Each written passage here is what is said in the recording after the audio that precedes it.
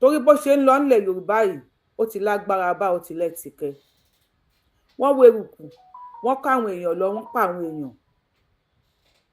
Mo pariwo fún yín pàtó wọ́n wọ ilẹ̀ gómìnà.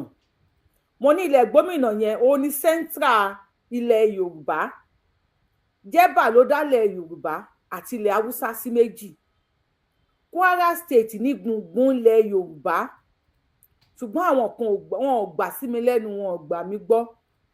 Tó bá ti mú wọn wọ Kwara, tó bá ti ní base tó ti fìdí kọlẹ̀ ní Kwara state, Èkìtì easy àti wọ̀. Láti Èkìtì o lè rìn wọnú Kwara state. Láti Kwara state a máa rìn wọ inú Èkìtì. O nídìí àti wọ mọ́tò. Kò nídìí mọ́. O lè gbé abọ́ ní àwọn junction kan ní Kwara state kó lọ ra oúnjẹ nínú Èkìtì. O lè gbé abọ́ nínú Èkìtì kó lọ ra oúnjẹ nínú Kwara state. Àwọn ọmọ Yorùbá dàbí ẹni pé àmọ́ bá ṣe wọnú ara wa, ṣe súnmọ́ra wa tó. We need to challenge Ààrẹ Bọ́lá Ahmed Tinubu. Or she challenge me. No, I'm not going to. I will challenge and I will plead. Bàbá Bọ́lá Ahmed Tinubu. Ṣé ẹ ti gbọ́n tó ṣẹlẹ̀ ní Èkìtì? Ẹ̀yin tẹ́ ń kí mi, mo kí yín, ẹ káàárọ̀, ẹ káàsán, ẹ káalẹ́, kú dédé àsìkò. Gbogbo tó kí pátápátá mo kí yín. Ẹ ṣeun, mi àti yín ò ní ṣìrìn. A ní dààmú, a ní jẹ̀bi. Ṣé ẹ ti gbọ́n tó ṣẹlẹ̀ ní Èkìtì? Bí Pepe Adura bó ṣe di Pepe ẹ̀jẹ̀ ní Èkìtì nígbà tí àwọn agbébọn ya wọnú church ní Èkìtì. Pepe tí wọ́n pè ní Pepe Adura tí wọ́n lọ gbàdúrà níbẹ̀, ìjọsìn ni wọ́n lọ ṣe. Ọ̀run àrèmábọ̀ ni wọ́n rán àìmọye nínú wọn. Àìmọye wà lọ́spítà. Àìmọye wà ní ẹsẹ̀ kan ayé ẹsẹ̀ kan ọ̀run. And again, kí tó di pé mo proceed, ẹjọ́ ẹ̀yin èèyàn wa, mo fọlọ́run ọba bẹ̀yìn. Pásítọ̀ tó kú yẹn, bóyá pásítọ̀ ni ò bá máa kú, because I have the video níbi tí pásítọ̀ yẹn sì ti ń mí, tó sì ti ń ṣe, ó sì ti ń juwọ́, ó sì ń gbọ́wọ́ sókè, ó sì, but people were, I don't know, maybe kò sọ pé wọ́n bẹ̀rù, bóyá àwọn èèyàn wa bóyá ẹ̀rù bà wọ́n, but at least ó yẹ kẹtẹ̀ ṣì rọ́ọ̀ṣì pásítọ̀ yẹn, bí akẹ́sẹ́ gbé lọ sí hospital, wọ́n lè du ẹ̀mí ẹ̀ tọ́lọ́run bá ní. Kò sí wa gbogbo nǹkan náà ní Nàìjíríà, ní ilẹ̀ dúdú, Ọlọ́run ló máa ń parọ́ mọ́. Wọ́n sì lè rí ẹ̀mí ẹ̀ dù. Bóyá wọn ò bá du ẹ̀mí pásítọ̀ yẹn, bóyá pásítọ̀ yẹn ò bá làjà, bóyá kò bá yè. The people were just, wọ́n kàn fídíò. May his soul rest in peace. Wọ́n dẹ̀ ní pásítọ̀ yìí, wọ́n ní wọ́n pè wá kó wá ṣe wàásù. Kí náà máa ń ṣe ní alẹ́ yẹn? Nǹkan bí aago 7 ni wọ́n ya wọlé Yorùbá. Ibi tí challenge ti wọlé ni o, let's do this together. Gbogbo èèyàn ọmọ Yorùbá pátápátá. Mo pa ìmọ̀ èèyàn máa bú mi lórí ọ̀rọ̀ tí mo fẹ́ sọ yìí. Bẹ́ẹ̀ tí máa bú mi náà, máa fi ṣòṣùn, máa fi para ní tó pé lórí ọ̀rọ̀ orílẹ̀-èdè Yorùbá yìí. I don't know, mi mọ bó ṣe rí lára mi. Àwọn agbébọn ya. Ẹni sùn bàbá agbébọn. Mi mọ bó ṣe rí lára mi lórí ọ̀rọ̀ orílẹ̀-èdè Yorùbá. We have to call on President Bola Ahmed Tinubu and Baba Sunday Igboho. Àkànbí ọmọ olódòdẹ. Ṣé ẹ̀yin ilẹ̀ tí ìdá Sunday Adéyẹmọ Ìgbòho lóhùn ni? Àbí Àdìsá ló kọ̀ tí ò gbà wá kalẹ̀? Gbogbo ọ̀la ń pariwo Sunday Igboho, Sunday Igboho, Sunday Igboho, ó dẹ̀ ń bọ̀ta, ó ń ṣe fídíò, ó ní òun á lọ sí Eruku, àwọn ọmọ Eruku, òun á lọ kó wọn wálé, kíní kan. Náà bá Tinubu ẹ jọ̀ọ́. Àkànbí ọmọ olódòdẹ, mo bẹ̀ yín ni, ẹ jọ̀ọ́, ẹ ṣàánú fún wa. Ẹ má yẹ kí wọ́n pa wá tán. Gọ́vnà Èkìtì state, kí lẹ̀ ń ṣe? Kí ni gbogbo yín ṣe? Ẹ ṣàánú fún wa nílẹ̀ Yorùbá, ẹ má yẹ kán gbẹ̀mí wa tán, ẹ má yẹ kán pa wá tán. Bọ́tá bá fọdún 8 pínlẹ̀ wèrè, ọdún wo ni wèrè fẹ́ bugi jẹ́? Ìgbà wo ló fẹ́ wọjà? Ti gbé security ilẹ̀ Yorùbá fún Sunday Igboho. Gbọ́ nǹkan kan, àbẹ́yìn èèyàn mi, àbẹ́mi nìkan ni. Ìsọjí, God bless you, ẹ káàárọ̀, ẹ káàsán, ẹ káalẹ́, kú dédé àsìkò yìí, according to the time, show yìí bàbá yín. Ẹ má bínú torí Ọlọ́run tí má ti bẹ̀rẹ̀ show. Àníkẹ́ show yìí mi ṣe fẹ́ pẹ́ lórí ẹ̀ nà. Tó bá ti late dé class, a máa wò later ni. Ìsọjí làwọn ẹni ẹlẹ́ni lọ ṣe. Wọ́n bọ́ sọ́wọ́ ọ̀bọ̀n báyìí torí Ọlọ́run nínú chọ́ọ̀chì nílẹ̀ Yorùbá lẹ́kìtì. Alẹ́ àná tí wọ́n ń pè mí ariwo yẹn pọ̀. Mo ní láti pe bàbá Èkìtì. bàbá Èkìtì sọ wípé ìlú ìyàwó àwọn gan ni. Kọ́lọ́run bá kó ṣàánú fún wa. I have voice note àwọn èèyàn tí pé kí ni yẹn ṣẹlẹ̀ sí bí tí wọ́n sápamọ́ sí tí wọ́n sáré tí wọ́n ti ń pè wọ́n tó ti ń record. Ìbọn owó kọlá. Pásítọ̀ yẹn aṣọ white ló wọ̀, ẹ̀jẹ̀ mú ni. Bàbá Tinubu ṣẹ́yìn ilẹ̀ tí please my people let us call Tinubu èmi wá bẹ̀yìn ni o Ọlọ́run. Wọ́n á bu mi comment section ọmọ bàbá olódò dẹ bàbá olódò sledgehammer wọn whatever tó ń bá wọn kan pè mí. But ẹ má yẹ kó pa wá tán, ẹ má fi ẹ̀mí wa ṣòṣèlú. Ẹ jọ̀ọ́ mo trust Àdìsá ọmọ Adéyẹmọ wípé tẹ bá ti ní go ahead àti go ahead di bàbá Tinubu kí ló kù kí ló tún dá security ilẹ̀ Yorùbá dún. Pípa yìí pọ̀ pípa yìí ti sọ̀rọ̀ àǹdí wa. Mo láwọn fídíò kan tí mo fẹ́ kọ́ play fídíò yẹn kí tó wá play ti church. I have 2 or 3 videos here tí mo fẹ́ sáré play kí tó wá play kí tó wá máa kọ́kọ́ play ẹ̀kan sí kí tó wá play ti church yẹn. Ẹ wá gbọ́ mo ń bọ̀ give me a second please. Mo kẹ́hìn kí n bá ṣe ń wọlé bí má ṣe ń gbé fídíò yẹn wá ẹ máa bá mi tẹ̀tàn ẹ máa bá mi like show yìí ẹ máa bá wa share fídíò yìí opinion yẹn máa fi sí comment section. Mo kí wọ ẹ̀yin tẹ́ ń kí mi màámi Grace ẹ káàárọ̀ mo kí gbogbo ẹ̀yin tẹ́ ń kí mi àyà mi Grace olùṣòótọ́ àwọn tí à ń kọ kọ́mẹ́ǹtì lọ ni níkẹ́ náà mo kí yín mo kí gbogbo ẹ̀yin èèyàn mi Àjíbíkẹ́ gbogbo èèyàn mo kí everybody tó ń kí mi bàbá tí mo kí yín ẹ ṣe gangan bless àwọn yẹn ṣáà kọ́mẹ́ǹtì Yorùbáwùyí ni gbogbo commendation tó bá fún Yorùbáwùyí ẹ̀yin Yorùbáwùyí fans lẹ ní because tí ò bá sí ẹ̀yin kò sí Yorùbáwùyí Yorùbáwùyí lè ní ṣinṣin lórí ṣùgbọ́n ẹ̀yin náà lẹ tún support mi tí bá ti rí kọ́mẹ́ǹtì yín báyìí inú mi máa ń dùn ni màá ní wọ́n ti ti gásà mi wọ́n ti trigger mi tó ti mo fẹ́ ṣe lẹ́nu mi kàn ní má sọ àjàsà níbẹ̀ kò ń ṣe ṣòro yẹ pé ó yẹ kó fọ́ọ̀nì rárá wọ́n máa pa àwọn èèyàn wa méjì mẹ́ta tó bá jẹ́ 500 million tó bá pa méjì lè tó pa méjì lọ́la tó bá pa méjì lọ́tọ̀ tó pa méjì níjọ́ mẹ́rin 500 million yẹn ò lè pé mọ́.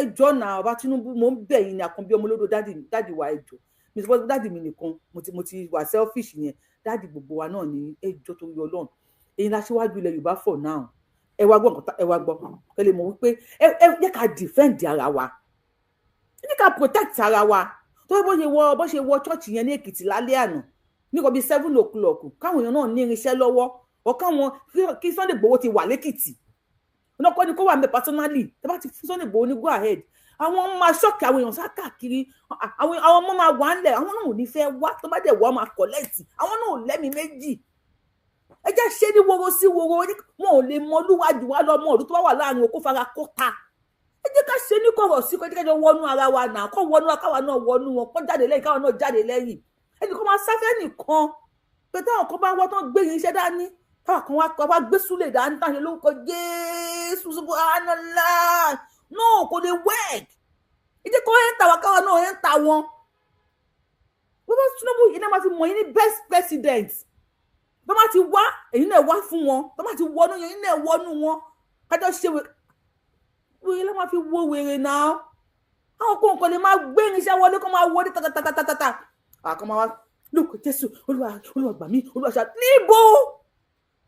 níbo Palestine ò ṣe bẹ́ẹ̀ Gaza ò ṣe bẹ́ẹ̀ Israel ò ṣe bẹ́ẹ̀ Saudi gan ọ̀gbọ́n nánà Tinubu ẹ̀ ń fìyà jẹ wá ògún gbọ́ ẹ̀ ń fìyà jẹ wá ẹ jọ ẹ bá Sunday Igboho ọkọ ẹ jẹ́ kó bẹ̀rẹ̀ iṣẹ́ kí ló ń dá Sunday Igboho dúró mo trust Àdìsá pé bá Tinubu tẹ bá ní go ahead lẹ́nu ẹrù kú yapa àwọn ọmọlúàbí tí wọ́n fẹ́ protect ilẹ̀ wọn yapa Yorùbáwùyí mi kọ́ máa túra tán lórí íńtánẹ́ẹ̀tì pé ìyá yín ẹ̀ ní dúró àbá Fúlàní tó ń ta súyà jàǹnà mèrèké mèṣúmèkà mè whatever mè onímàálù tó bá ti kẹ́ran jókòó àbáwọn fa mọ̀gán náà kọ́ máa wọlé wa kọ́ máa jí wa gbé kọ́ máa pa wa kó dá o ẹ kọ́kọ́ gbọ́n kan sí wọn Ìgbò yìí sọ kí lè mọ̀ pa àárín ogun la wà Ìgbò mú wa dání Yorùbá náà Fúlàní náà mú wa dání gbogbo ẹ̀yin onítàn òfò tó máa ń pàtàn máa play fídíò kan fún yín o àwọn ọmọ Ìgbò mi sọ pé àwọn ọmọ Ìgbò ni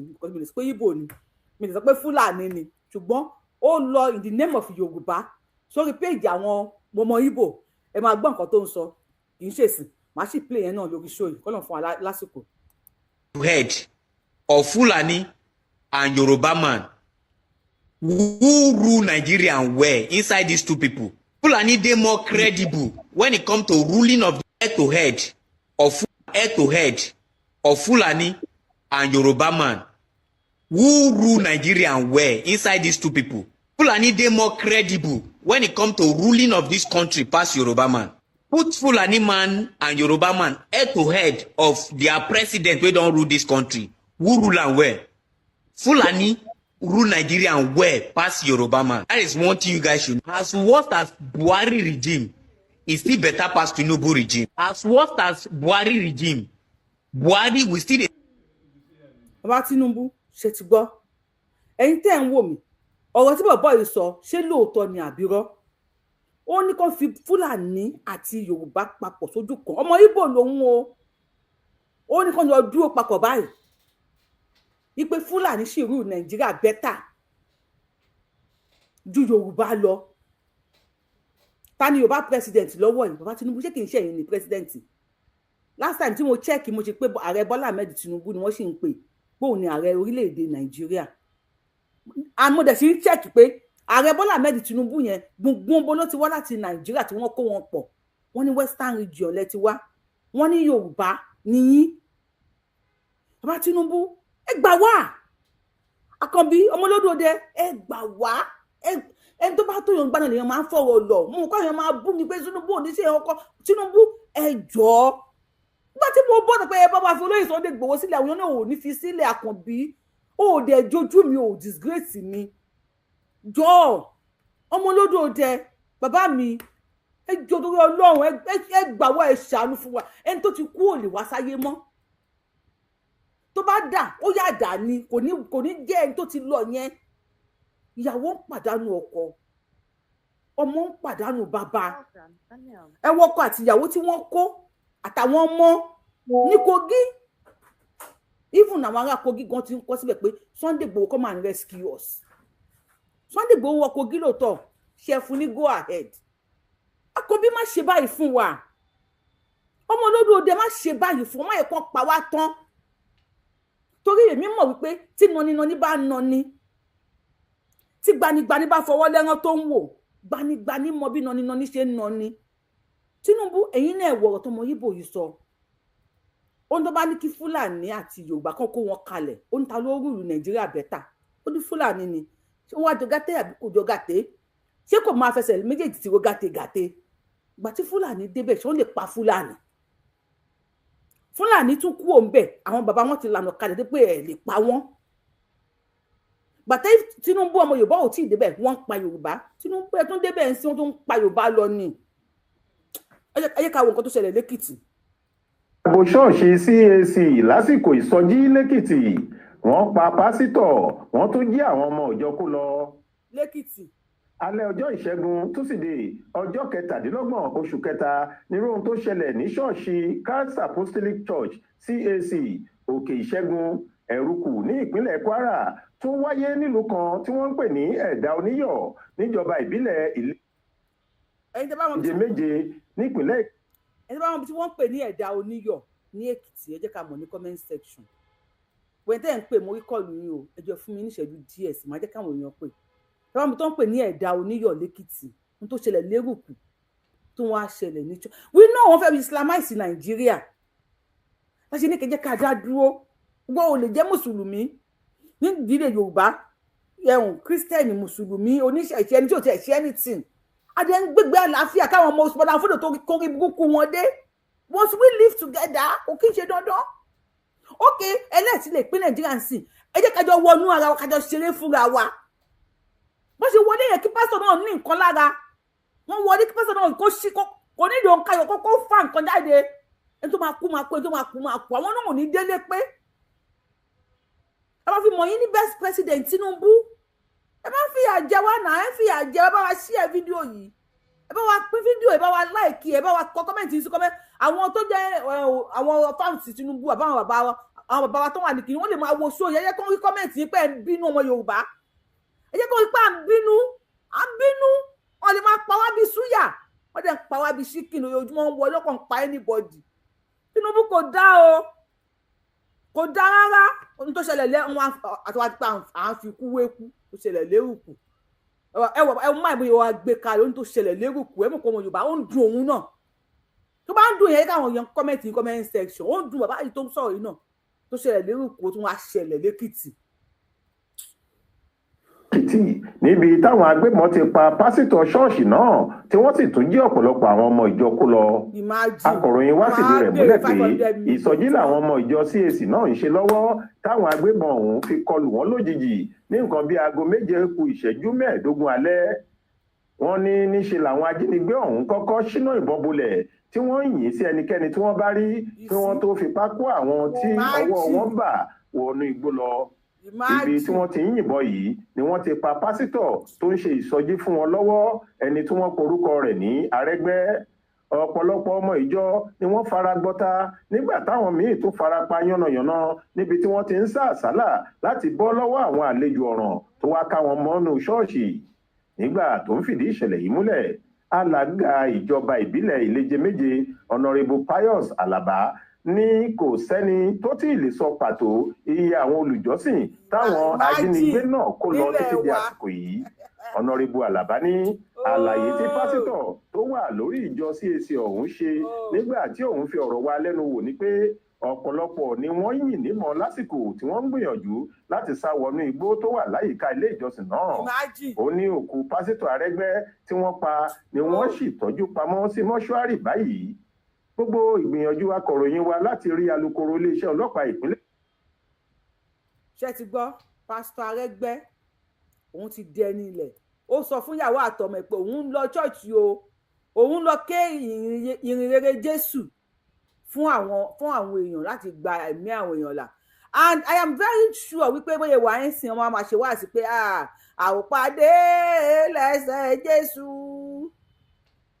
àwòpàdé lẹ́sẹ̀ bàbá níbi tí a ò ní yára wa a ó ríra wa a ó yọ̀ mọ́ra wa Jésù ni yóò ṣe alága wa. Jésù ò ní ṣe alága anybody. Ẹ má máa parọ́ fún wa. Jésù ò ní ṣe ìgbà tí wọ́n mú Jésù náà dé Gọ́gọ́tà tásìkò tó ó lọ sókè ó ní bàbá Olúwa o jẹ́ kí agogo yìí kó ré kọjá lórí mi. Ikú òyìn sí àti kú. Even as they say Jésù pé Jésù sọ pé òun fẹ́ wá gba ìmọ̀ wa ó bàbá jẹ́ kí agogo ìkórè kọjá lórí mi.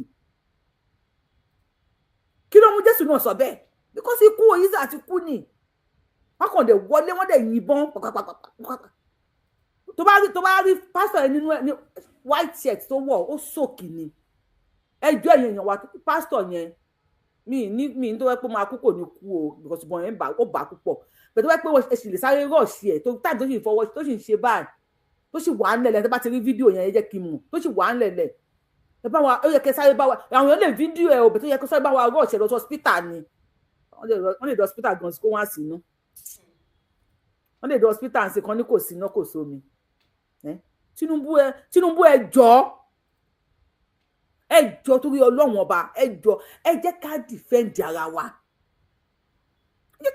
ara wa this is getting too much now ṣé àwa jẹ́ sèré ni àbí ajẹ́ ṣíkìn wọ́n dẹ̀ ń wọlé wọ́n dẹ̀ ń pa ẹni bọ́ káwọn èèyàn lọ nísìn ọmọ àwọn á bèrè bíi 200 million 300 million tó bá tún wá gbóyà tó lọ fi ra irinṣẹ́ tó bá tún máa fi pa ẹlòmíì wọ́n tún máa fi ra irinṣẹ́ tó tún máa fi gbé ẹlòmíì ó ga gan o Yorùbá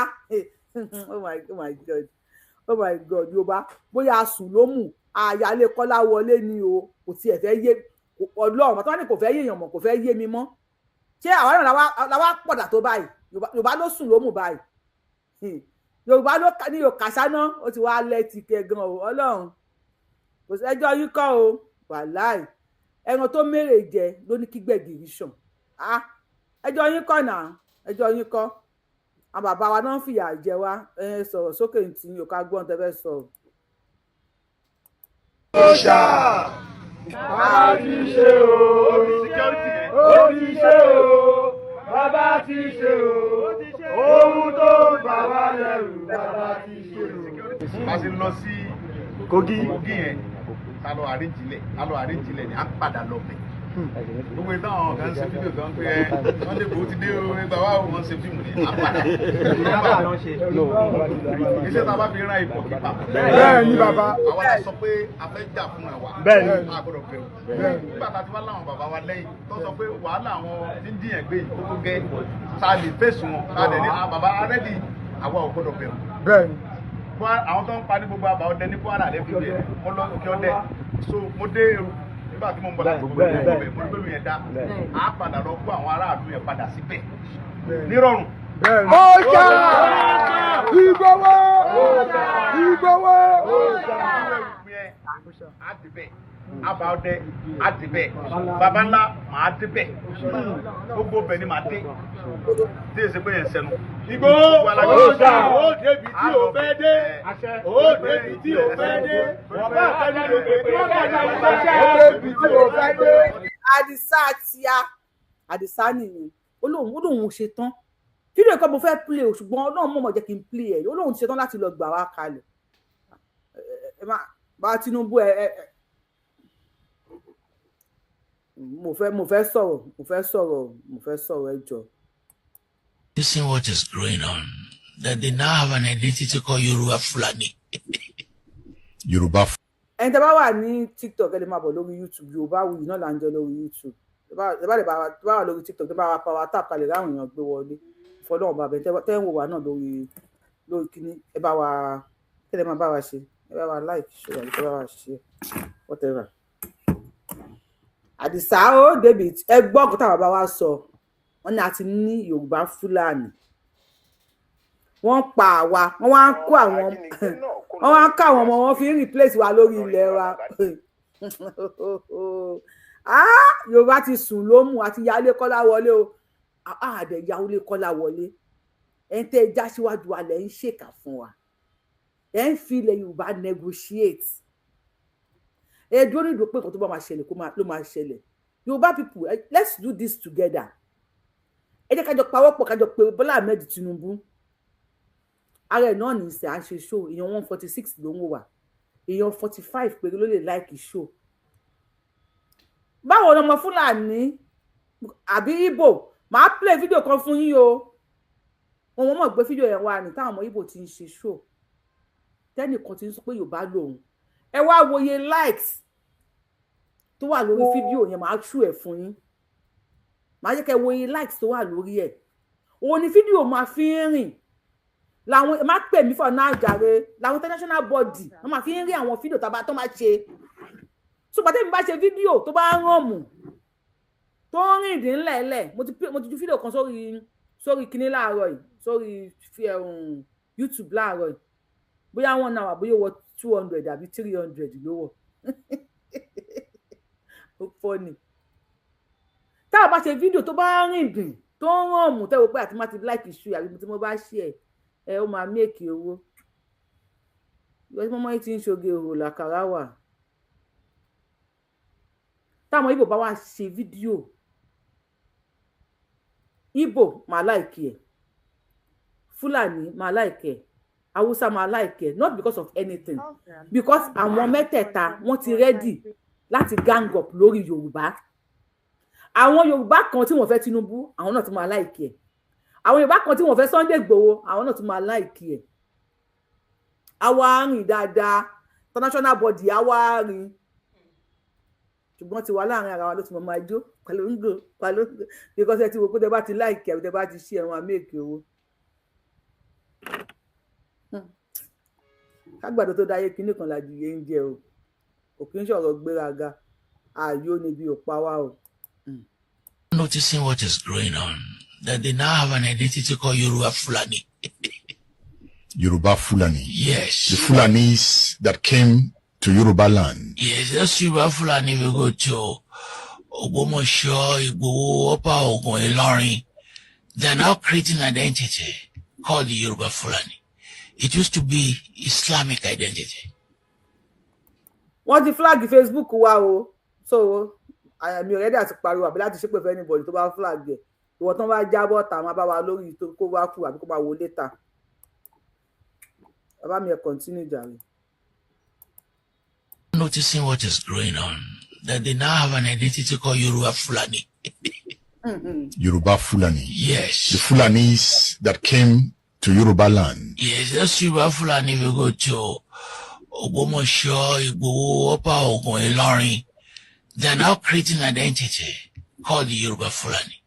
It used to be Islamic identity. But they're now saying, okay, we have... The Fulanis are coming down to Yoruba land. They are now creating identity called Yoruba Fulani.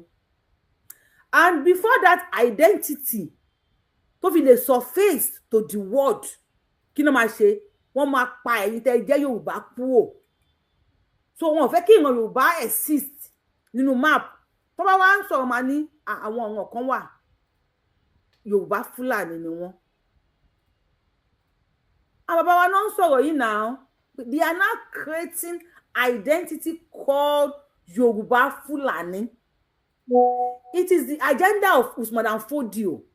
Bàbá wọn láti 1804 tó ti lọ ló ní pé ẹ pa wọ́n. Sultan of Sokoto àbí kí ló tó wọ́pọ̀ akọ́tọ́ pé Sultan dé. Òun náà ní pé ẹ má jẹ́ kí any after not by independence òṣèlú by independence 1960 náà ló sọ wípé ẹ má jẹ́ kí anybody kó rúùlù Nàìjíríà, ẹ má kí power shift hand. Wọ́n ní Nigeria should, mo ti gbé sórí YouTube Yorubawuye láti bí ọ̀sẹ̀ kan sìn. Wọ́n ní Nigeria should be Usman and Fodio estate. That's Nigeria ta ẹ̀ṣẹ̀ gba independent yo, ó gbọ́dọ̀ jẹ́ Usman and Fodio estate.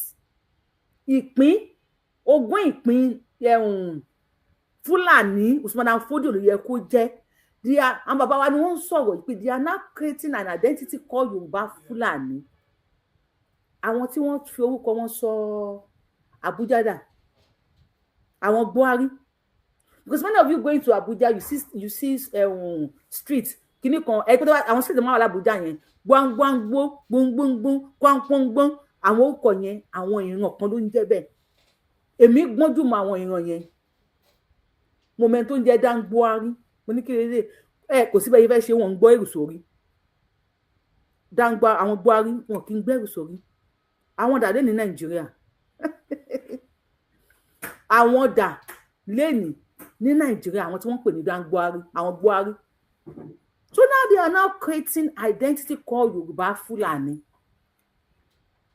So máa sọ̀tọ̀ pọ̀ pé Ọlọ́run ò tẹ̀ ní jẹ́ kó ṣẹlẹ̀ pé ìran kan wà wọ́n pè wọ́n ní Yorùbá nígbà kan.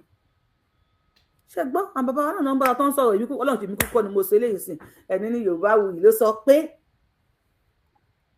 báyà tún bẹ̀rẹ̀ sọ ṣàjàre láti tún bẹ̀rẹ̀ láti lè fi máa interject.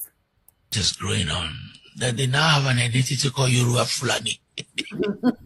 Yoruba Fulani. Yes. The Fulanis that came to Yoruba land. Yes, that's Yoruba Fulani. We go to Ogbomoso, Igboho, Opa Ogun, Ilorin. They're now creating an identity called the Yoruba Fulani. It used to be Islamic identity. Islamic identity. But they're now saying, okay, we are Fulani Yoruba. They are Fulanis, but most of them were born in Yoruba land. Yes. But you know, that concept of Fulani Yoruba, they are trying to separate it from Yoruba identity. That was the... They are trying to separate it for Yoruba identity. Even though wọ́n sọ pé Yoruba Fulani làwọn, wọ́n máa jẹ́ kó yé yín pé àwọn kì í ṣe Yorùbá o.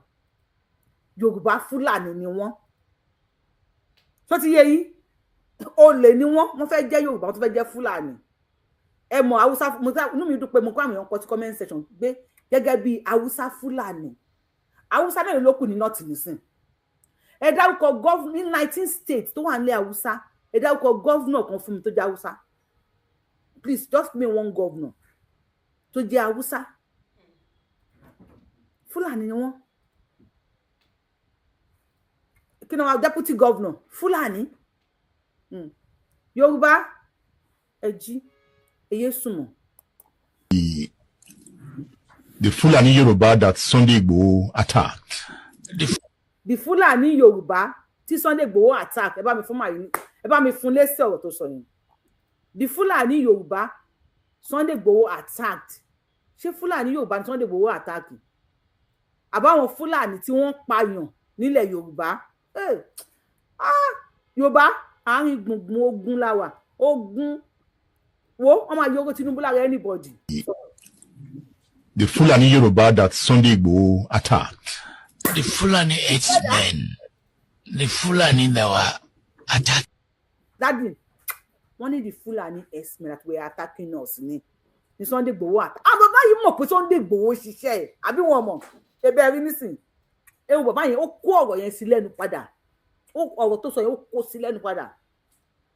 The Fulani X-Men that were attacking us in Yoruba land. Òun ni wọ́n mọ̀ ṣẹ́ tí Sunday Igboho ń ṣe. Wọ́n mọ̀ wọ́n tó ń dá wọn dúró láàmọ́. Wọ́n mọ̀ pé Sunday Igboho ń gbìyànjú fún wa. Wọ́n tó wá ń dá wọn dúró tó fẹ́ fi wá jẹ́ kó pa wá tó láàmọ́. Èkìtì Pepe àdúrà di Pepe ẹ̀jẹ̀ ṣàn lálẹ́ àná. Ẹ̀jẹ̀ ṣàn. Daddy ẹ sọ̀rọ̀. They were attacking the forests. That was when he was attacking. But again, some of them that were uprooted were Fulanis that were. Ẹ bá mi pàtẹ́wọ́ fún bàbá yìí. Ẹ bá mi pàtẹ́wọ́ fún bàbá yìí fún èsì tí wọ́n fún máa yìí o. Bọ̀ tẹ́ ẹ bá rí èsì yẹn èmi rí o. Torí èsì yẹn ló yẹ kí n play video yìí o. Tẹ́yìn ò bá rí èsì. Tẹ́ ẹ bá gbọ́rọ̀ tí máa yìí sọ yé. Tí ẹ dẹ̀ rí èsì tí bàbá yìí kó tó fi fún. Ẹ bá mi kí bàbá wa yìí pé wọ́n ṣeun. Mo rí èsì yẹn o. Mo máa sọ wípé Yorùbá tẹ́ bá ń wo show mi. Ẹ má máa wo show mi pẹ̀kọ́ wo show mi. Ẹ wo show mi pé show yìí kí ló jáde ń bẹ̀.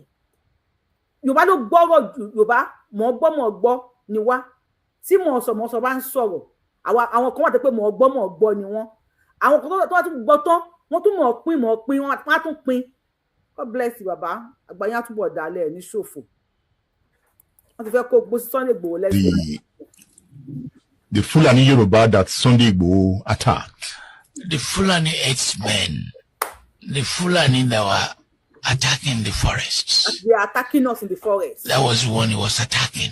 But again, some of them that were uprooted were Fulanis that were born in Yoruba land. So they lived there. Correct, but they used to self-identify as Muslims. You understand?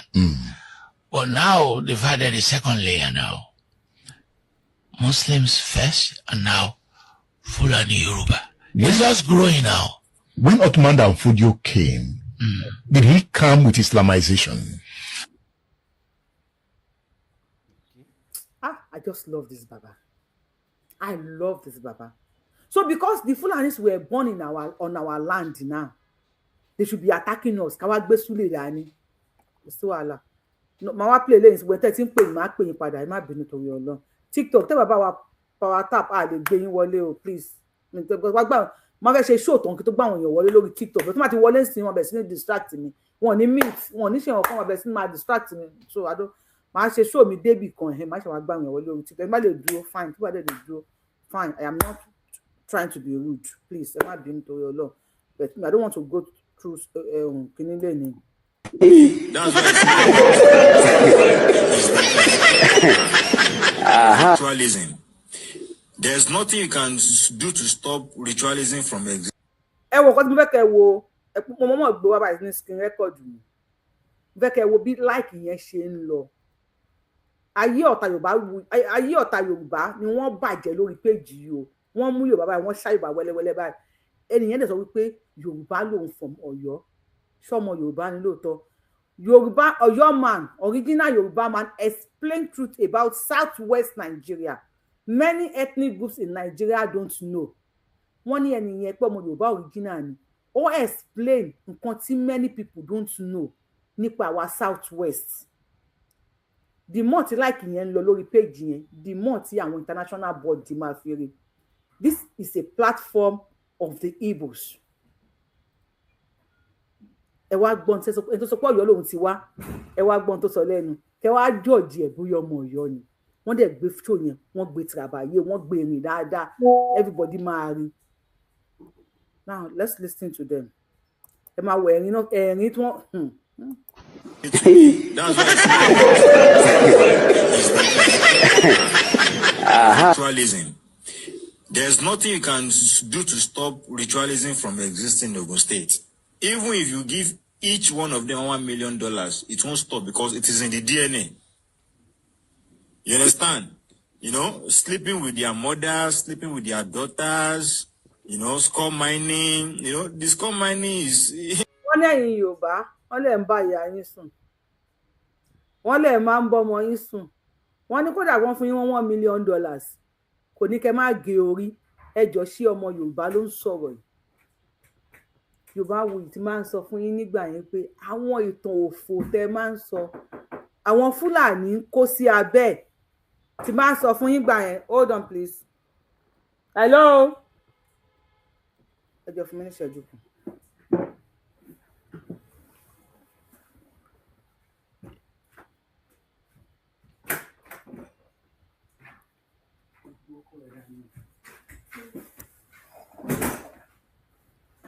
ẹ má bínú torí Ọlọ́run àwọn ìtàn òfò tẹ máa ń sọ nígbà yẹn wípé àwọn Fúlàní máa ń kó sábẹ́ ẹ nígbà mi gbọ́ ìbẹ̀rẹ̀ tí ń rí nísìn now go ahead please.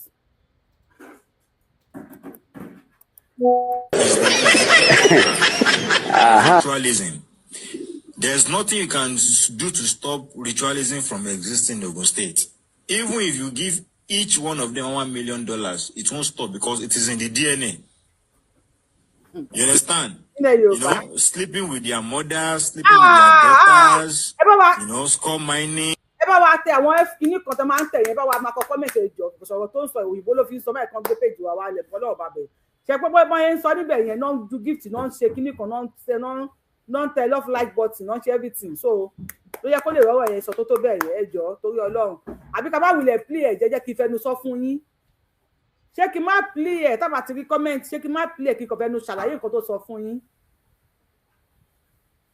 because tábà ti rí comment kí n máa fẹ́ yẹ kí fẹnu ṣàlàyé fún yín ká má wulẹ̀ play àwọn nǹkan tó sọ àwọn nǹkan tó sọ náà nìyẹn pé Yorùbá kọ́ fún yín ní $1 million wọ́n ní ẹ̀ ní yege orí wọ́n ní no wonder that's why they are heartless wọ́n ní inú ẹ̀jẹ̀ yín ló wà wọ́n nínú DNA yín ló wà so I should not play it I will not play it o because mi ní jẹ́ kán gbé page mi àtàbà tí ráwọn tó máa bá wa like ẹ̀ so mi ní jẹ́ kán gbé page mi wálẹ̀ ẹ ká gba call.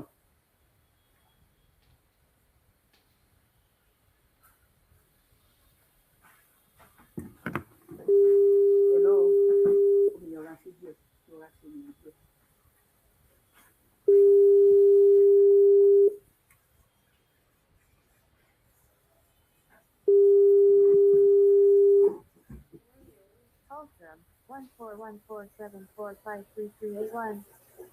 Call ended. My hand is on. Ẹ bá ti pè yín lẹ́ẹ̀kan tẹ́ bá ti gbé ní pè yín mọ́ o ẹ dákun tó lọ because mo ní nǹkan tí mo fẹ́ ṣe lẹ́yìn ẹni tó bá ti pè lẹ́ẹ̀kan kó stop a máa pè yín padà fọlọ́run bá bẹ̀ yín ẹ bá gbóhùn sókè sà. ẹ má bínú máa ní sí tẹlifóònù ṣé bàbá lẹ́wà. ẹ tó ń pè yẹn kó stop jàre tó bá ti pè lẹ́ẹ̀kan ẹ stop ẹ má sọ mi di.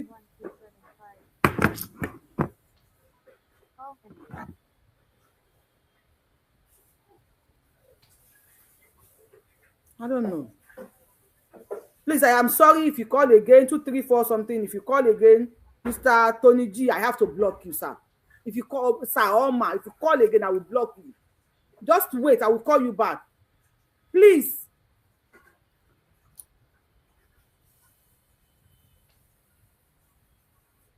I don't know. If you call one, stop, I'm not paying pada. You continue calling. Gbọ́n sókè.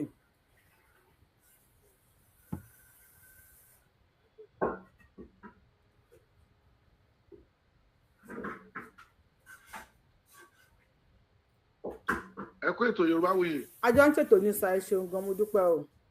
Ọlọ́run bá mi dúpẹ́ fún yín o. Àṣẹ Òdùmarè. Ṣé rí ti arákùnrin tó sọ pé òun ọmọ Ọ̀yọ́ tó fẹnu ẹ̀ ń tùtùkùtù Ọlọ́run á dá lẹ́jọ́ gẹ́gẹ́ bí iṣẹ́ ọwọ́ ẹ̀. Àdúrà tí màá ṣe fún nìyẹn. So gbogbo problem ta ní èní yìí ní ilẹ̀ Káàárọ̀ Oòjíire àti Ọ̀yọ́ ló ti bẹ̀rẹ̀.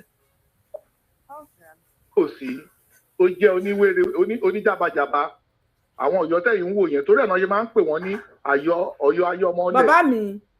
Bàbá mi ẹ jọ̀ọ́ torí Ọlọ́run ẹ jọ̀ọ́ anybody tó bá fẹ́ sọ̀rọ̀ ẹ jọ ẹ lóòótọ́ lórí ètò Yorùbáwùyí ẹ free sí opinion yín ẹ jọ torí Ọlọ́run ọba ṣé rí ìtàn tá à ń sọ yìí ẹni tó ń sọ̀rọ̀ yìí lọ́dọ̀ tèmi o mi ìmọ̀ àwọn tó ń wò mí eléyìí ò kì í ṣọmọ Yorùbá because ṣé bàbá ẹni sùúrù sá ẹni sùúrù máa fi ń lẹ̀kẹ́ sọ̀rọ̀ ṣé rí tíyàn méjì bá ń jà wọ́n tó gbé Yorùbá lànà alágbá ò ní wọbẹ̀ àwọn kan ti rí pé ilẹ̀ Yorùbá àti Ọ̀yọ́ àti ń pín àwa wẹ́wẹ́ àwọn kan máa wọ́n náà máa lọ́yọ̀ ọmọ Ọ̀yọ́ làwọn ṣé ọmọ Ọ̀yọ́ lè sọ wípé Yorùbá ń bá ìyá ẹ̀sùn ẹ jẹ́ ká tí ibìsà náà kíyèsí oògùn ọ̀rọ̀ tí bàbá yìí sọ̀rọ̀ yẹn pọ̀ tó pé bí tọ́pìkì tó pé kọ́mẹ̀ntì lọ púpọ̀ ni màá pílẹ̀ fún yẹn ẹlòmíà máa sunkún ni tẹ́ bá gbọ́ ọ̀rọ̀ tí bàbá yìí sọ ẹlòmíà máa ké. èmi ti ṣe àdúrà fún pé Ọlọ́run á dá lẹ́jọ́ gẹ́gẹ́ bí iṣẹ́ ọwọ́ ẹ̀. àwọn ìṣọ̀pọ̀ ọmọ Yorùbá ni. orí kejì ṣé à ń gbọ́ mi. ṣé à ń gbọ́ mi. à ń gbọ́ yín sà. ṣe rí àwọn ọba ilẹ̀ Yorùbá àti àwọn àgbààgbà ilẹ̀ Yorùbá wọ́n níṣẹ́ láti ṣe ìdí àti túmọ̀ ni pé ẹ wo èyí tó sọ pé òun jẹ ọba ní ìlú Ìwó kí n kú dárúkọ ibi tó ti ń sọ kàtìkàtì ṣùgbọ́n kí ni Olúwo ìṣàfẹ́nu ara ẹ̀ sọ torí pé kò láìkí òṣìwájú tó jẹ́ Ọọ̀ni wọ́n ń ṣe ritual wọ́n fẹ́ jọ kí ni Olúwo tí àti ìfẹ́nu ara ẹ̀ sọ ǹjẹ́ ilé èèyàn kankan kó pè kó tẹ̀ á bèrè pé ibi tó ti fi èèyàn ṣe ètùtù tó ti ṣe kinní yẹn àwọn fẹ́ kó mú jáde. àwọn bẹ́ẹ̀ ni ń jáde fún o ms baba. àbóyè yìí sìn so can you imagine àwọn àgbààgbà wa gangan ló yẹ kán sì try tá bá rí ẹni tó bá mọ̀ pé ẹnu wọn fi nǹkan jó òun lẹ́nu àbóyè tí ibẹ̀ yẹn tí ò bá gbé àbí tí ò bá ní interest sí kókó lọ wé láwà ní ní nọ́ọ̀tì lọ́hùn ká sí ní nílẹ̀ Yorùbá alákọ̀ọ́kọ́ nìyẹn bẹ́ẹ̀ni orí kejì ṣe a ti pariwo àtọmọdé àtàgbà àtọkùnrin àtobìnrin wa tí ẹ bá sọ pé bóyá president Bọ́lá Ahmed Tinubu ló máa gbà yín ẹ ń tọ́ra yín ni o because gbogbo nǹkan tó ń ṣẹlẹ̀ yẹn gbogbo ẹ̀ ló mọ̀ torí ẹ̀ ló ṣe sọ pé ibi tí Buhari bá iṣẹ́ dé ibẹ̀ lòun máa ti bẹ̀rẹ̀ tí ò bá yẹ pé ìgbà tí wàhálà ṣẹlẹ̀ ṣé ẹ̀yin mọ̀ pé ọ̀rọ̀ ṣẹ̀ríà ọ̀nà ṣẹ̀ríà tó ń sọ pé Ọbásanjọ́ ló kọ́kọ́ sign ẹ̀ pé torí pé ó fẹ́ ṣe third time àbí second time wọ́n sọ pé tí ò bá lè sign ẹ̀ kò ní ṣe tó dẹ̀ fọwọ́ sí ṣẹ́yìn máa mọ̀ wọ́n fi wá ń ṣe politics ní nílẹ̀ Yorùbá tó rò pé àwọn ń ṣe lójú ara wọn. bàbá wa kí wàá ní solution báyìí látọ̀dọ̀ tí. nǹkan tí a lè ṣe ẹ jẹ́ bó jẹ́ àwọn tó wà ní diaspora náà máa lọ sí White House wọ́n make sure pé wọ́n play gbogbo fídíò 30 community ní Kwara State gbogbo àwọn ọba wọn kúrò nílé Tinubu ò rí ọ̀rọ̀ sọ wọ́n pa èèyàn 200 ní Kayama kò rí ọ̀rọ̀ sọ èyí tó ń pè é èmi gẹ́gẹ́ bí ẹnìkan mi ò pẹ̀lẹ́ tó máa bẹ̀ mí dẹ̀ lè pé ó ti fail tó gbé ara ẹ̀ síbẹ̀ ní second time tó bá rúùlù kó má kú mọ́ Awólọ́wọ̀ kò ṣe ju ìjọba South West àgbàgbé ẹ̀ kì í ṣe gbogbo Nàìjíríà ni Awólọ́wọ̀ ló rúùlù South West nìkan ni kí ló dé gbogbo wàhálà tó ṣẹlẹ̀ àwọn ọkọ̀ ọ̀sẹ̀ nítorí Buhari ti du ipò lẹ́ẹ̀mẹ́ta tí ò wọlé tí Tinubu ń lo géèmù pé kóun ṣàfẹ́ ṣe president àbóyè ń sìn tó lọ gbé màá nìyẹn wá gbogbo wa la gbọ́ nǹkan tí Bàbá Gàlàdí máa sọ torí Ìlọrin pé torí ẹ̀nà ṣe lọ gbé Buhari wá kó wa ṣe kí tó ń tú àṣírí. bàbá wa kí ni solution sir. àwọn tó wà ní diaspora kò ní rẹ̀ wọ́n àwọn náà lè gbà wá kọ́míṣọ̀ pé wọ́n ṣe rálì ń bíbá pé site resign ní South West ní Kwara State community báyìí kọ́ ó ti ní problem wọ́n ti tú o president ò sọ̀rọ̀ o because a mọ̀ pé ó ní mission wọ́n jọ mọ nǹkan tó ń ṣẹlẹ̀ ní. president America mọ̀ náà ṣùgbọ́n ní káwọn ọmọ má ti lọ sí Kwara State. táwọn ọba tún dìde ń bí kán ṣe rálì kan ṣe gbogbo ẹ̀ ṣe rò pé àwọn tó wà ní Nàìjíríà ṣé àwọn tó rọwọ́ ra dátà tí ó tẹ̀ wo ètò tá à ń ṣe yìí ṣé wọ́n fẹ́ mọ̀ tó ṣe yìí tó yẹ kó tún pe bàbá ẹ̀ pé kí ni nǹkan tó tẹ̀ ń ṣẹlẹ̀ ó ń wá city boy ó ń péré idiot káàkiri àwọn oníranù. ó dà ẹ ṣeun gan sir. bóyá wọ́n fẹ́ jogún ilé ayé ní àtẹ̀mọ̀ fún wọn kó get out.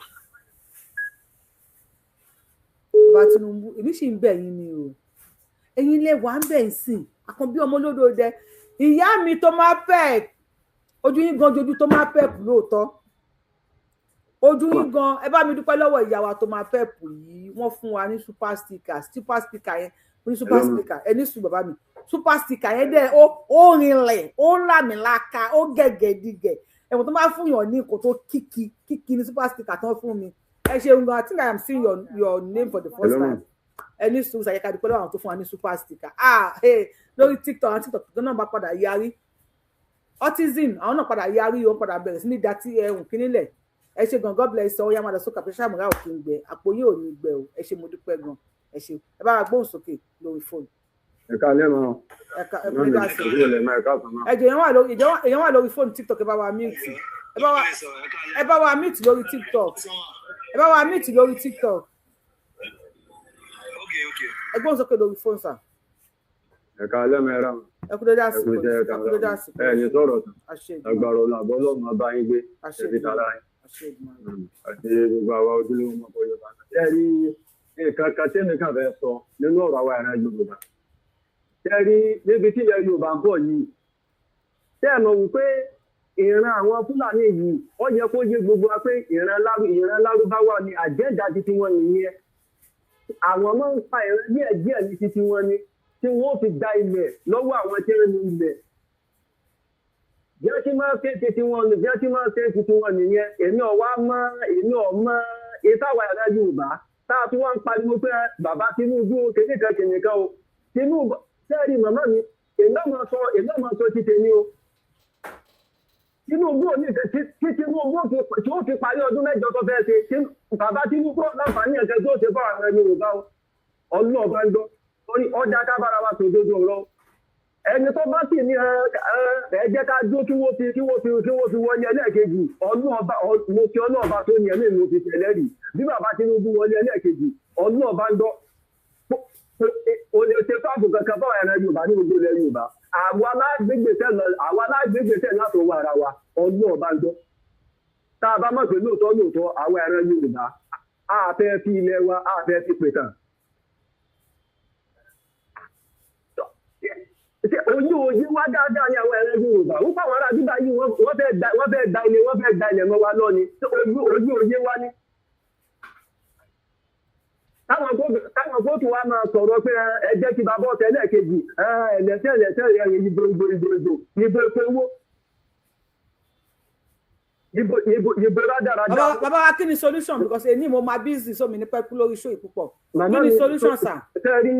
ọ̀nà àbáyọdé mi fẹ́ mú wa ní wípé ẹ jẹ́ ká gbé gbèsè látò wà ara wa ká mọ̀ dòde gómìnà ká mọ̀ gbà àtẹ látọ̀ tó bá ti pé lóòótọ́ o àbá ti ṣe tán o láti dára wà ní o torí wípé tá a bá ja jáde gbogbo ilẹ̀ Yorùbá tẹ́rí tá a bá tí ìbàdójẹ̀dọ̀ débi wípé àtàmì àtọlọ́pàá o ká máa wojú ara wa ọlọ́ọ̀bá gbọ́n màmá mi kò sí tẹ́rí gbogbo ariwo tá a pa yìí nígbà tí ń bá kó bẹ́ẹ̀ tán yóò tó lè jù báyìí lọ sí ọlọ́ọ̀bá gbọ́. èmi ò ní ẹ̀ka tí èmi náà sọ jù báyẹn lọ. ẹ ṣeun gbọ́sà káyà jáde ní ti ẹ ká tún gbéyàn kan sí lórí kò tí ì lè kàn yín lórí TikTok sẹ́ẹ̀ kò tí ì lè kàn yín lórí TikTok alẹ́ àti lè sọ̀rọ̀ lórí TikTok sà àwọn èèyàn wà lórí fóònù tó ń pọ̀ rẹpẹtẹ ẹni sọ̀rọ̀ TikTok yẹn ẹ bá wa power tap lórí TikTok ká lè jẹ́ ká lè sọ̀rọ̀ lórí TikTok ẹ bá wa gbọ́n sókè sà. màmá wa. ẹ lè máa gbọ́ wa nínú ilé o kò sáyè o. ẹ pẹ̀lẹ́ ṣe ń gbọ́ mi. à ń gbọ́ yín sà. ok màmá wa ayéwòye Ọlọ́run á máa wà pẹ̀lú yín Olúbawuye. ṣe rí nǹkan tí mo kàn fẹ́ sọ fún yín ni pé a ti kẹran mérò ọ̀nà ìṣẹ́gun fún wa nílẹ̀ Yorùbá.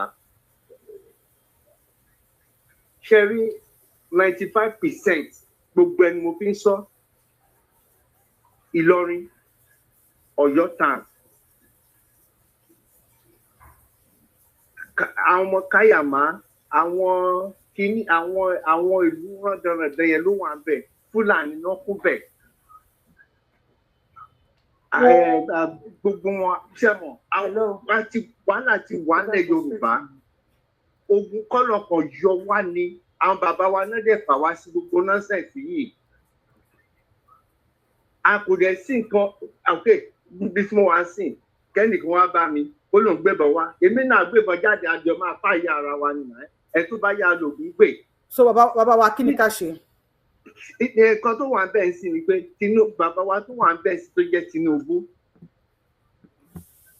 nǹkan tá a máa ṣe ó ní pé kí Yorùbá gidi ẹ jẹ́ ká sowọ́ papọ̀ ká so wa ní ẹyọ kan ṣoṣo ká má máa fi gbogbo ẹnu sọ̀rọ̀ tán. Mo kọ́ ẹ̀kọ́ kan lára bàbá Tinubu gbogbo bọ́n ṣe kú tó ibi tó ń lọ ló fè kí tó fi gbé ibi tó wà yẹn. Kíní yẹn ti bà wá àwa Yorùbá jẹ́ a máa ń tètè sọ̀rọ̀ gbogbo nǹkan tó wà ní wa la máa ń sọ jáde gbogbo àwọn ọ̀rọ̀ yẹn náà làwọn èèyàn fi ń lò lọ́pọ̀ èdè tiwa. Ó dà ẹ ṣeun gan bàbá wa. Olúwa wà pẹ̀lú wa ojú òní tí wa ẹ jẹ́ kí n fẹ́ lò ní ìlàyé. TikTok ẹ bá wa gbóhùn sókè TikTok ẹ bá wa gbóhùn sókè ó nọ́mà bẹ́ẹ̀ yẹn.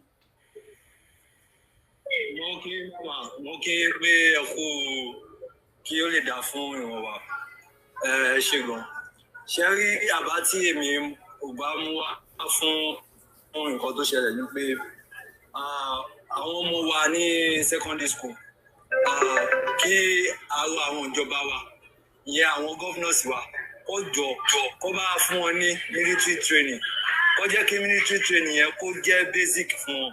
Ṣé ẹ̀ ń gbọ́ nǹkan tí mò ń sọ? À ń gbọ́ yín tẹ́ bá ti wọlé máa bá wa mute tẹ́ bá ti wo TikTok. À ń gbọ́ yín tẹ́ bá ti wọlé tẹ́ bá wa mute TikTok ti bẹ̀rẹ̀. À ń gbọ́ yín ẹ lọ sórí TikTok yẹn mọ́jà rẹ̀. Ṣé ẹ̀ ń bọ̀ kọ̀ mo ní. À ń gbọ́ yín sà à ń gbọ́ yín sà. Ṣé ẹ̀ ń gbọ́ mi yé?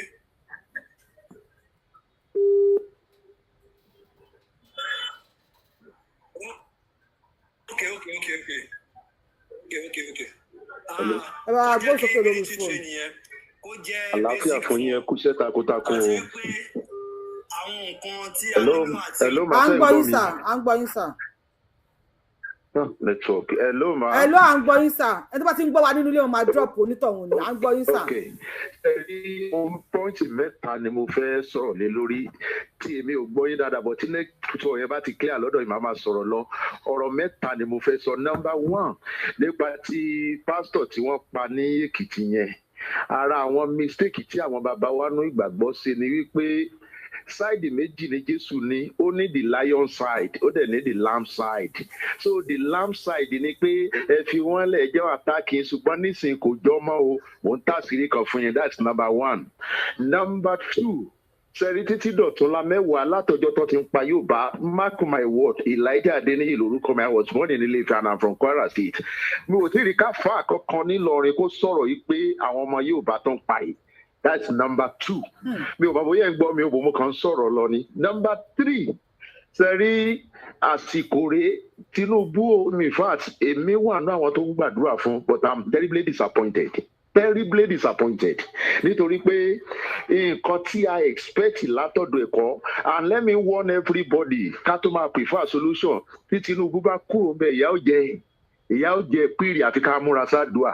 Let me tell you anybody wake up tó bá jẹ́ páwọn kan náà mọ báwọn ṣe ń rí ohun irin iṣẹ́ tó ń lò káwa náà lọ máa wá tiwa ní o ó má dùn mí ṣùgbọ́n mo try láti sọ nǹkan tí mo sọ. àwa ń gbọ́ yín sá o à ń gbọ́ yín kétékété à ń gbọ́ yín ń gbọ́ mi kétékété very good so nǹkan tí mo fẹ́ sọ lọ́wọ́lọ́wọ́ báyìí ni pé anyway ìfún èmi gan mo fẹ́ yí padà gba nọ́mbà Sunday Igboho I have a personal word with him sẹ́ni gbogbo nǹkan kọ́ la máa sọ mo ń lọ sókè ọdẹ mo ń bọ̀ ní baba ńlá wọn àti ẹ̀ nídìí ẹ̀ wọn nídìí láti máa sọ gbogbo yẹn síta mọ́ǹsì silent action ló kù.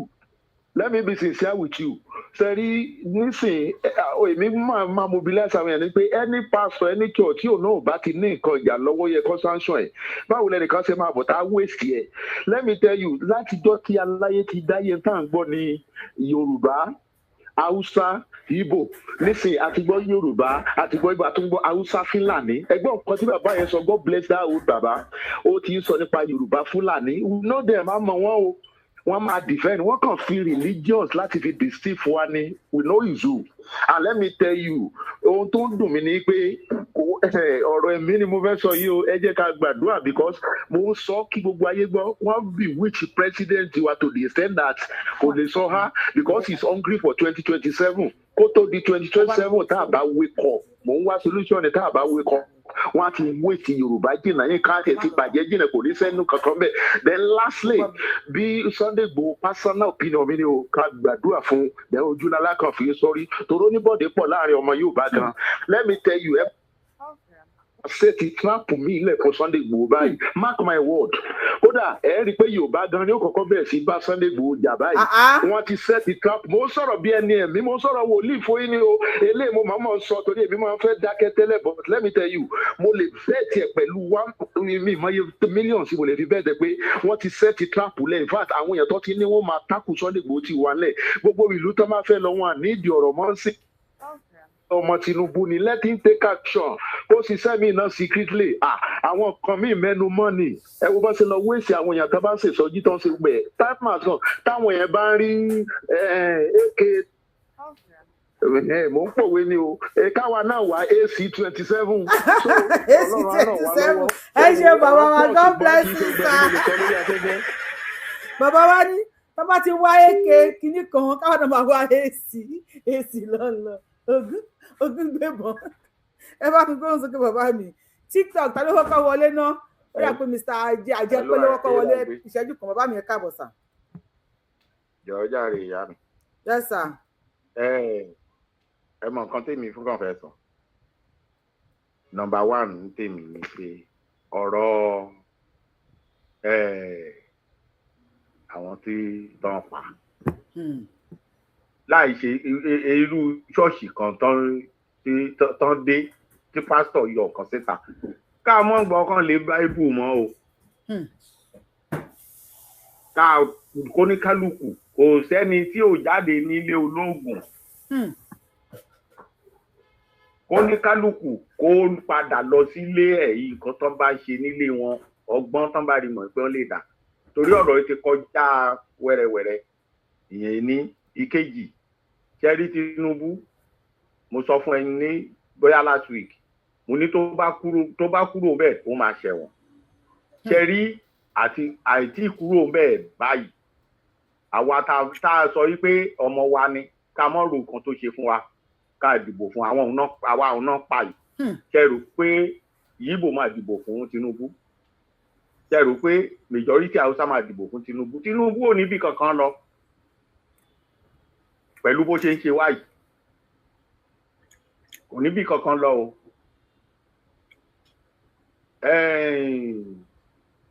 ṣẹ́rí tí n bá tẹ̀ tí ń gbọ́ bàbá wa 1 minute more mi ìfẹ́ pẹ́ lórí ṣòlè ní 1 minute more sà. ṣe inú mi máa ń bàjẹ́ inú mi máa ń bàjẹ́ mo sọ bóyá last week mo sọ fún ẹ mo ní ẹ bá a pe bàbá Akíntóyè kó ṣì wàálẹ̀ bàbá ló ń sọ pé ká mọ̀ jà ìjà ti dé báyìí ó ní mo máa sọ fún ẹ̀wọ́ náà máa rí kíní mi ní òkè sọmọ kékeré bí mo ṣe wà yìí iṣẹ́ tí n bá gbọ́ pé ibì kan wà tán ti ń kí tán ti ń fa wàhálà Yorùbá báyìí mo rẹ́dì láti bọ́ tàbẹ̀ tí n bá máa kú kí n máa lọ káwọn ọmọ tèmi kán lè gbádùn lọ́jọ́ alẹ́ ẹ ṣeun gan bàbá wa lọ́jọ́ wájú. ẹ ṣe mo dúpẹ́ sà ẹ ṣeun gan bàbá wa bàbá yẹn ọ̀rọ̀ tó máa ń sọ yẹn ẹ jọ Ọlọ́run nípa ẹnì kankan nínú Ọlọ́run àgbò àsókè àgbò àgá ṣàánú fún wa ẹ bá wa gbóhùn sókè Mr. Ajẹ́pẹ́ ṣe wà ń bẹ̀ sà ẹ gbóhùn sókè lórí fóònù o Ajẹ́pẹ́ ọ Mr. bá ṣì wà ń bẹ̀ o. Olùsọ̀mi wà lè mọ̀. Hello.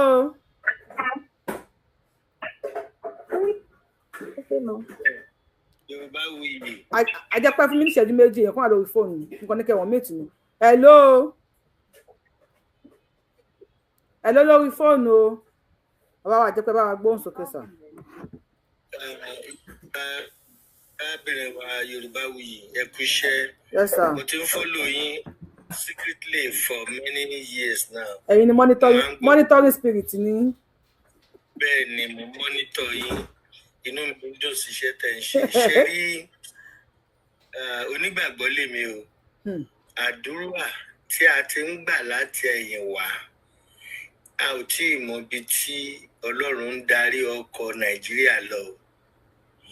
Tí n bá sọ fún yín pé ẹnìkan wà ní Nàìjíríà tó mọ ibi tí ọkọ̀ Nàìjíríà ń lọ ó ń tanra ẹ̀ ni.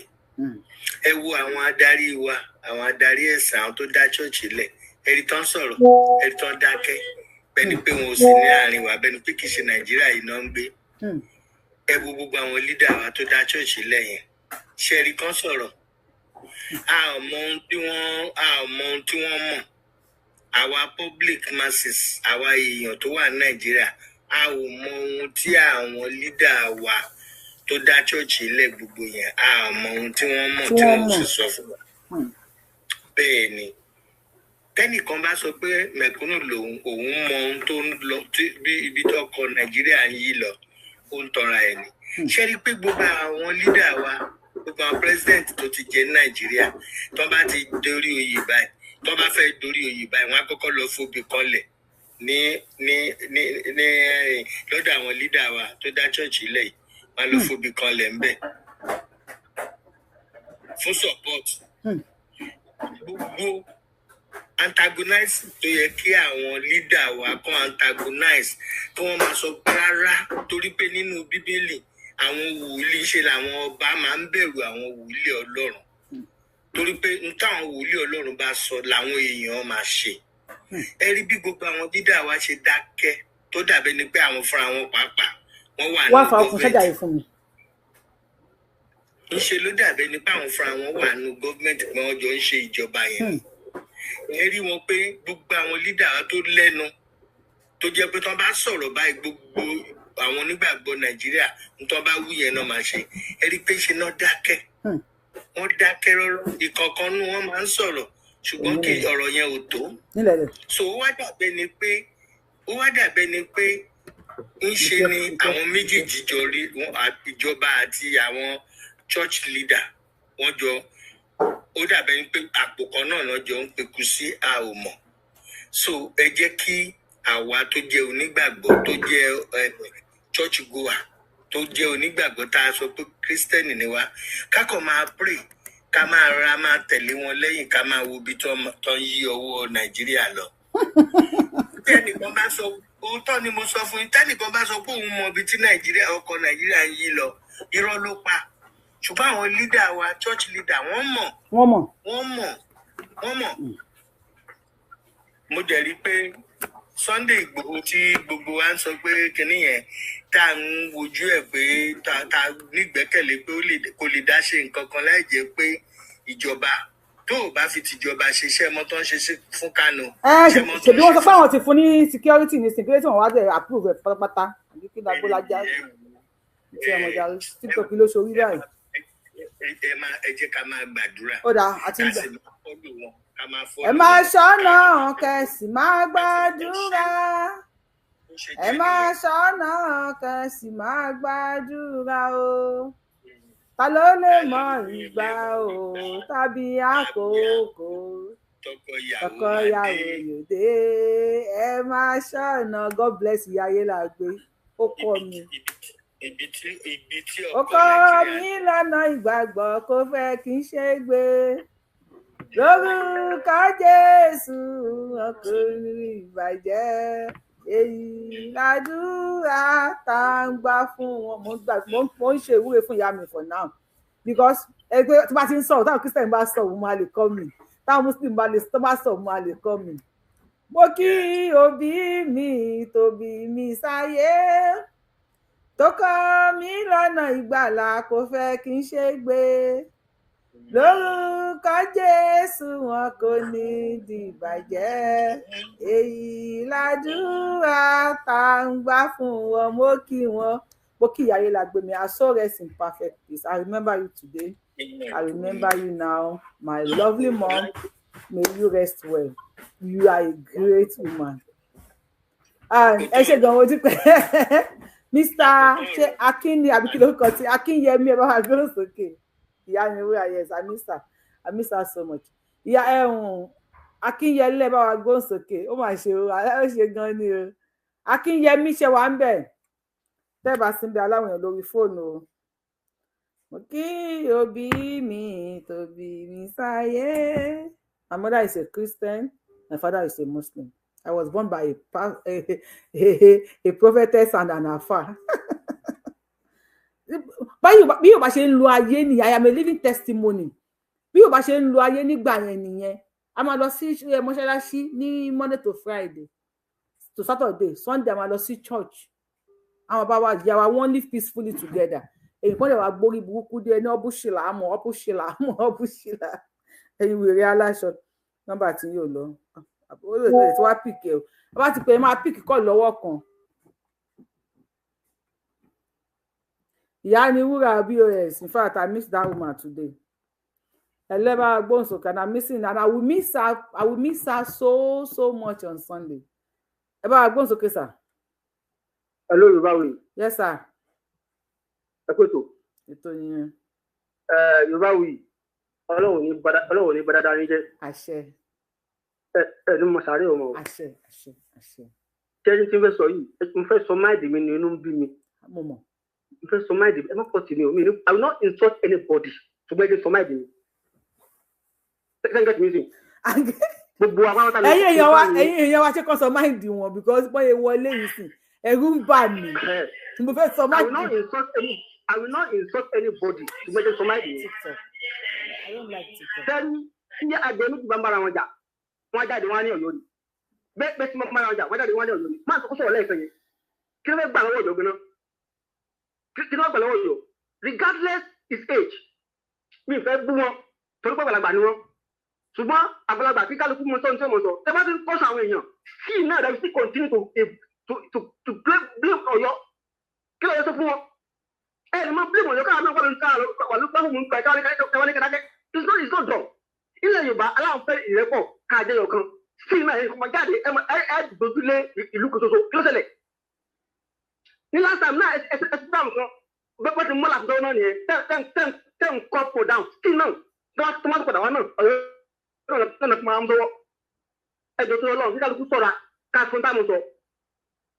Orí pílọ́ọ̀mù yìí à ń kẹ́kọ̀ọ́ mẹ́rin. Ṣé ìpá wa bú wa lọ́yọ̀ ànígbàgbọ́? Èmi personally I will come out for that person. I don't care. That one ìyẹn bá wọn. Ṣé wá rí máa tẹ́ńsọ̀ lẹ́ẹ̀kan tó ń bá máa pèsèta yẹn sọ̀rọ̀. Bàbá yẹn kó tó fún yẹn ní pòfẹ́sọ̀ ọlọ́pọlọ dání. Pèsèta yẹn wọ́n fẹ́ lọ́ọ̀kù gbòòrò ni. Ṣùgbọ́n bàbá yẹn nílò àká jùlọ. Wọ́n mọ̀rọ̀ yẹn ọkọ̀ sí lẹ́nu. Ó pè nǹkan bẹ́ẹ̀. Torí kò wéé ṣe ẹni àrífí. Tí ó bá sígbó nílẹ̀ Yorùbá lé níyì, kò ní sí ẹ̀rọ ìbámu. Torí agenda àwọn at that time before corona wọ́n fẹ́ kílẹ̀ Yorùbá ni.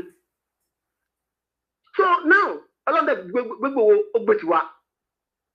Àwọn kò tún mọ yíyẹ sáàdì bẹ̀rẹ̀ nìyẹn. Sẹ́rí àwọn tó gbé lọ pàfásọ̀ sí tẹ̀sán kó wọn. Tó bá ń gbọ́ on your own náà wà torí kò sí gọ́ọ̀mẹ̀tì kankan tó máa sí kí àwọn. So kọ́nà ọba kó sànù wa nílẹ̀ Yorùbá àti wọ́n one chance àti wọ́n náà. Kò tẹ́lẹ̀ kí wọ́n á dókòó síbi kan pé bàbá Tinubu have something for us. Ẹ sọ fún mi pé ó ń di sí fa rẹ̀ ni. Ẹ̀yin tẹ́ jẹ́ tẹ́ ń kọ́ńtró ètò yìí gangan tó bá yá ẹ wọlé ẹ gbé ìwo ẹ gbé kùnà yìí. Bẹ́ẹ̀ mo sọ fún yín kiri o. Ṣé a lè bẹ̀ bá Tinubu ni tàbá bẹ̀ wọ́n kọ́? Ǹjẹ́ tí ń bẹ̀ wọ́n kọ́ kí ló ṣẹlẹ̀? There's nothing happen because wọ́n kí ni wọ́n rí tí wà rò is there for his own purpose for his people. Ó wà lè fún àwọn ọmọ títí ẹni àtàwọn ìyàwó àtàwọn ọ̀rẹ́ that's all.